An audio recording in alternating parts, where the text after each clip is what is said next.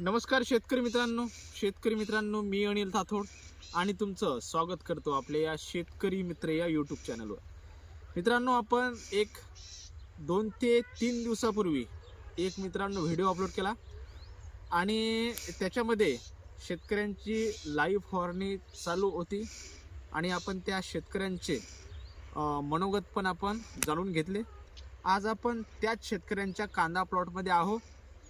त्यावेळेस मी तुम्हाला सांगितलं होतं की त्या शेतकऱ्यांचा बराचसा कांदा हा थोडासा कांदा पेरणी दाट झाल्या कारणानं आणि थोडं पाणी त्याला जास्त झाल्या कारणानं थोडासा मित्रांनो त्याचे शेंडे वगैरे काही पिवळे पडले होते। आज आपण त्यांची फवारणी घेऊन 3 दिवस झालेले आहेत आणि आज आपण पुन्हा त्या प्लॉटमध्ये आलेलो आहोत की त्या दिवशी केलेल्या फवारणीचा काही रिझल्ट आहे का। मित्रांनो, त्या दिवशी त्या शेतकऱ्यांनी त्या कांदा प्लॉटवर जे BASF कंपनीचं जे मेरिओन आहे हे बुरशीनाशक, त्याच्यासोबतच जे फिप्रोनिल 40% आणि इमिडाक्लोराइड 40% हा घटक असलेलं एक मित्रांनो त्यांनी टाटा कंपनीचं कीटकनाशक घेतलं होतं। अशी मित्रांनो त्यांची फवारणी होती। आणखी काही औषध होत्या, तुम्ही आपला तो त्या दिवसाचा व्हिडिओ पाहून याच्या संबंधी मित्रांनो तुम्ही माहिती घेऊ शकता। आणि आज मित्रांनो जेव्हा 3 दिवसाने मी या प्लॉटमध्ये आलेला तर मित्रांनो मला नक्कीच या कांद्यामध्ये फरक हा जाणवला आहे। त्या फवारणीने मित्रांनो नक्की जे शेंडे पिवळे पडत होते, मित्रांनो जे शेंडे जळत होते, याच्यावर कुठंतरी मित्रांनो जे नियंत्रण आहे हे आता आपल्याला या प्लॉटमध्ये आल्यावर पाहायला मिळालं आहे। मित्रांनो, तुम्ही आता हा प्लॉट पाहू शकता। या प्लॉटला येणाऱ्या 24 फेब्रुवारीला 3 महिने पूर्ण होणार आहेत आणि सध्या ही जी पाल तुम्ही पाहू शकता, या पालीची वाढ पण बऱ्यापैकी झालेली आहे। सुमारे मित्रांनो 1.5 फुटापर्यंत या पालीची वाढ झालेली आहे। त्यासोबतच पालीची सध्या क्वालिटी पण चांगली आहे आणि या फवारणीचा पण आपल्याला फरक हा पाहावयास मिळत आहे। आणखीन या कांद्याला 50 दिवस पूर्णपणे तयार होण्यास लागणार आहे। 50 दिवसाने या कांद्याची जी आहे ती उपटणी केली जाणार आहे। म्हणून मित्रांनो एकंदरीत जर आपण पाहिलं तर जे मेरिओन आहे BASF कंपनीचं आणि फिप्रोनिल 40% आणि मित्रांनो इमिडाक्लोराइड हे त्यांनी टाटा कंपनीचं कीटकनाशक वापरलं होतं।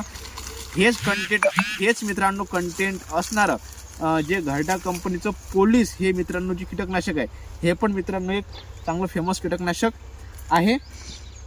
तर तुमच्याही कांदा प्लॉटवर जर अशाच प्रकारे काही कांद्याच्या पाला जर वरून जळत असतील आणि त्याचसोबतच जर काही शेंडे वगैरे जर काही मित्रांनो पिवळे वगैरे होत असतील तर तुम्ही नक्कीच हे फवारणी घेऊ शकता।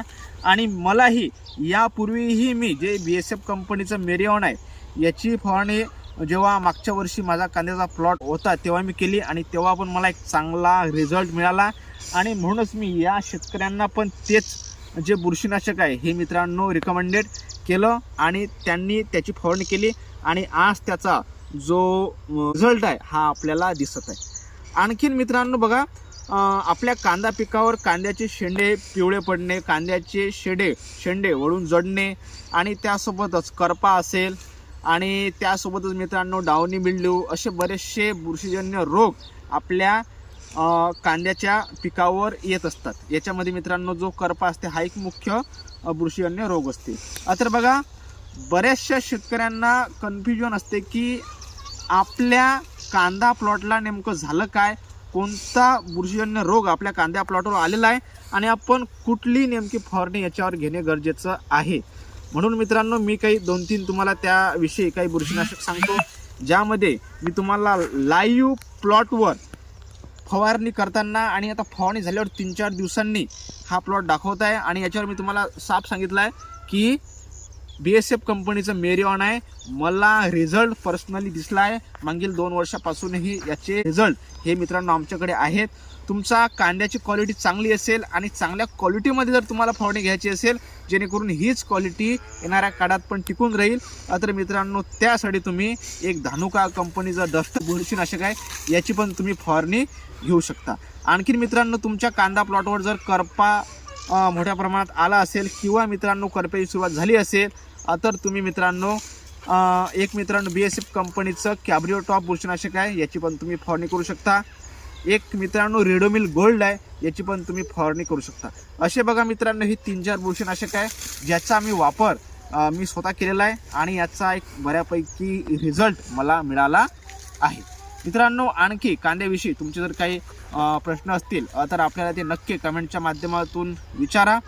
आपण नक्की त्यांचा कमेंटच्या माध्यमातून उत्तर देण्याचा प्रयत्न करू किंवा त्यांच्या त्या कमेंटवर जर एखादा स्पेशल व्हिडिओ बनवून तुम्हाला मित्रांनो त्याची माहिती देण्याचा नक्की प्रयत्न करू. मित्रांनो व्हिडिओ आवडल्यास व्हिडिओ लाईक करा, शेअर करा आणि आपला हा व्हिडिओ आपल्या अधिकाधिक कांदा उत्पादक शेतकऱ्यांपर्यंत नक्की शेअर करा. धन्यवाद.